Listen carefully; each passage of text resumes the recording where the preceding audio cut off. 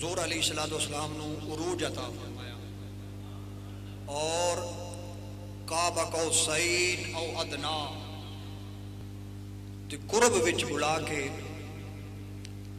فاوحا الی عبدہ ما اوحا اپنے محبوب نال راز و نیاز دی گفتگو فرمائی اور سیر فرمائی، جنت دی سیر فرمائی، جہنم نو بھی ملاحظہ فرمایا اور پھر آسمانات انبیاء نال ملاقات فرمائی، مسجد اقصی وچ انبیاء دی امامت فرمائی، پھر مکہ شریف واپس تشریف لے آئے۔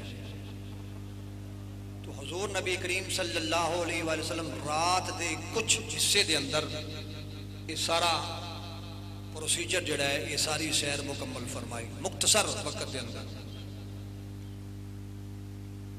معجزہ معراج نو سمجھن واسطے چار بنیادی چیزاں جڑیاں نے وہ اپنے ذہن وچ رکھنیاں تسی، اور اہل سنت دا عقیدہ بھی انہاں چواں چیزاں دی بنیاد تے۔ اگر تسی یہ چار چیزاں اپنے ذہن وچ رکھو گے تو پھر تانوں آسانی نال حضور علیہ السلام دا معجزہ معراج جڑا ہے وہ سمجھ آ جائے گا۔ پہلی گل یہ ہے کہ معراج کرانے دا دعویٰ خود اللہ نے کیتا ہے۔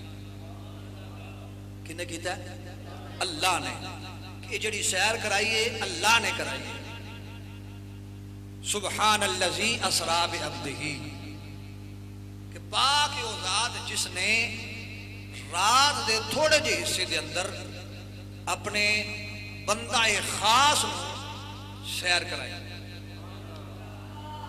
اور دوسری اہم بات ہے کہ یہ جڑی معراج ہے یہ خواب دے اندر نہیں ہوئی، یہ خواب دے اندر نہیں ہوئی، یہ جاگدے ہویا عالم بیداری وچ ہوئی، ٹھیک ہے؟ کیونکہ نبی پاک صلی اللہ علیہ وآلہ وسلم ارشاد فرماتے بخاری شریف کی حدیث کے مطابق کہ میں حتیم کعبہ دے اندر تھا، مینوں جگایا گیا، اے لفظ نہیں، پھر فرمایا میرا گلے تو لے کے ناف تک سینہ مبارک چاک کیتا گیا، اندر نور بھریا گیا۔ یہ ساریاں چیزاں جاگدیاں ہوئی نے، خواب وچ نہیں ہوئی۔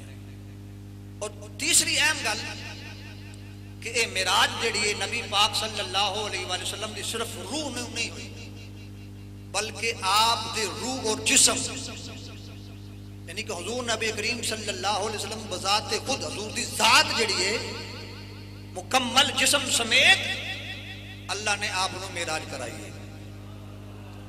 اور چوتھی اور آخری بنیادی بات ہے کہ معراج دی رات کعبہ کو سین دے قرب وچ جا کے ساڈے سونے رسول صلی اللہ علیہ وآلہ وسلم نو اللہ دا دیدار ہویا۔